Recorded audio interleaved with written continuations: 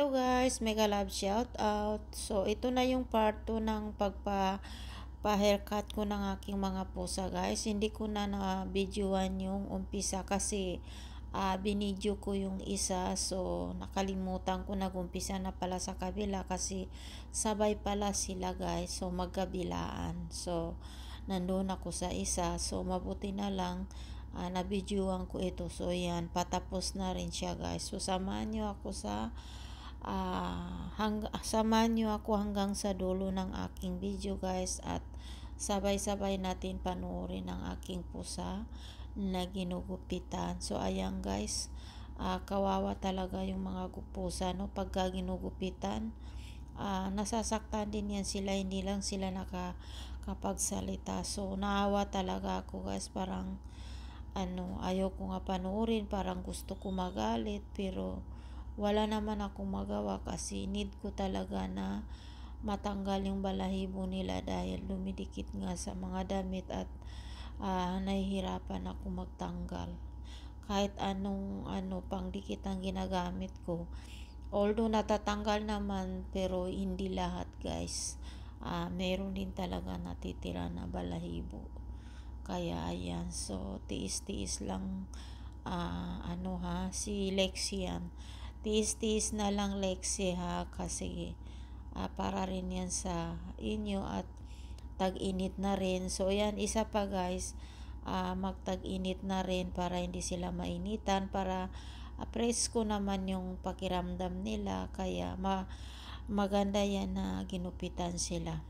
So ngayon malamig pa rin yung panahon pero hindi naman gaano kalamig. So pag nasa labas ka mainit na, pero nasa loob ka ng bahay malamig. So ayan sila, hindi naman sila lumalabas sa labas pag malamig. Pag tanghali mainit na rin. So pasensya na kayo guys kasi medyo meron akong trangkaw, so sinisipon ako. So need ko na talaga i-upload yung part 2 ng haircut ni Lexi. So ayan guys, ayan si Lexi, kawawa naman siya. Tinitingnan niya ako sa labas, sabi siguro niya, bakit mo ako pinabayaan, bakit mo ako hinayaang ganituin. Siguro yan yung iniisip ng pusa, pero naawa talaga ako sa kanila guys, pinapanood ko na lang. First time ko kasi sumama, kasi hindi naman ako sumasama tuwing pinapag-groom yung mga pusa. Ngayon lang sila hindi pinaliguan kasi malamig at saka malinis naman, wala naman galis-galis, so hindi na lang pinaliguan, saka malamig. Mabuti kung tag-init kasi papaliguan ko yan. Dati pinapaliguan sila at saka gupit, dati pa yung tag-init. Ayun, malamig ang panahon, paglabas niya baka magkasakit yan. Yan pa naman yung kalaban ng sakit na guys, pagka malamig mabilis nagkakasakit yung mga pusa. So tingnan, kita nyo guys, kita nyo kung paano niya yung pusa. Dapat kasi hinawakan niya doon sa isang paa niya para makahiga. So naawa talaga ako guys, sa totoo lang, pero wala talaga akong magawa. Tingnan mo, kumapit siya guys, kumapit siya kasi siguro nasaktan siya sa ayan, pinatuwad nung lalaki.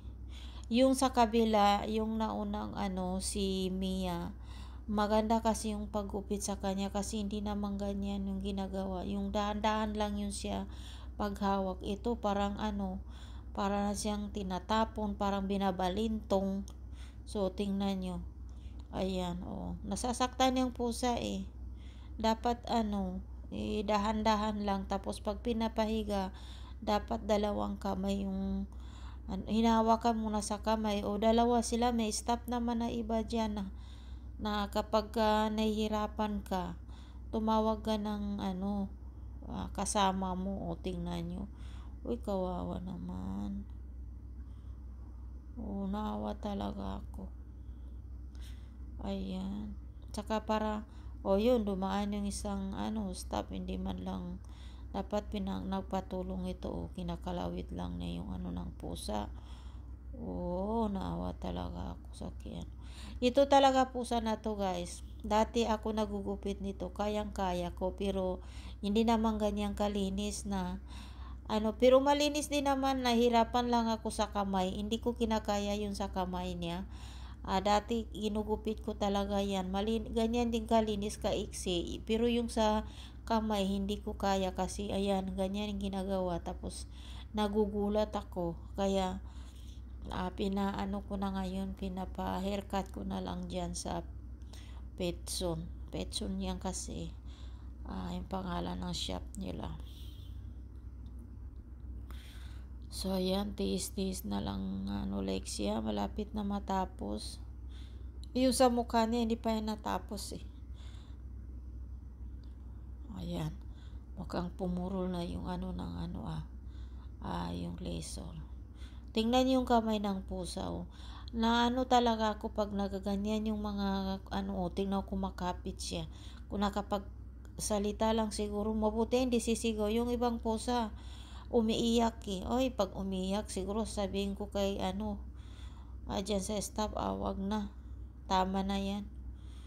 Tingnan niyo, kumapit, ayaw siya natakot kasi siya, siguro masaktan siya. Grabe rin yung nahihirapan din pala yung mga pusa. Dati meron pa ako nakikita sa YouTube na pinapalo ng ayan, may host kasi dyan makikita ni mamaya yung host pinapalo yung pusa, kaya sabi ko hindi ko talaga yung pusa, kung hindi ko talaga papagupitan. Totoo talaga yung guys nangyayari, pinapalo yan, pero yan hindi nila mapalo yan dahil binabantayan namin, tapos may CCTV yan sa labas, so hindi nila yan pwede paluin. Naku, pag pinalo hindi, alam nyo naman ako, kahit na itaya ko pa yung buhay ko, wag lang saktan yung mga kahit kanino pa, kung kaya ko lang. Mahal na mahal ko kasi yung mga yan. Lahat naman ng alaga, hindi lang alaga ko, alaga ng iba, gusto ko rin, ayaw ko rin masakta, basta lahat ng alaga. So yan, hindi niya dinadahan-dahan. So yan na siya guys, tapos na, dumating na kami sa bahay. So yan guys, kita nyo tuwang-tuwa yung aking pusa, at tapos na rin yung paghihirap niya. Ayan, masaya na siya, alam niya nasa bahay na siya. Ayan ayan, makati yata yung likod niya, inaano niya dyan sa carpet. So ayan guys, masayang masaya na si Lexi. So abangan niyo yung part 2 guys hindi pala, ba yan, part 2. Ito na pala yung part 2 guys, sorry. So abangan pala ninyo yung part 3 kasi tatlo yan sila. So hindi ko naman pwede isahin kasi mahaba. So ayan guys, maraming salamat. Bye bye.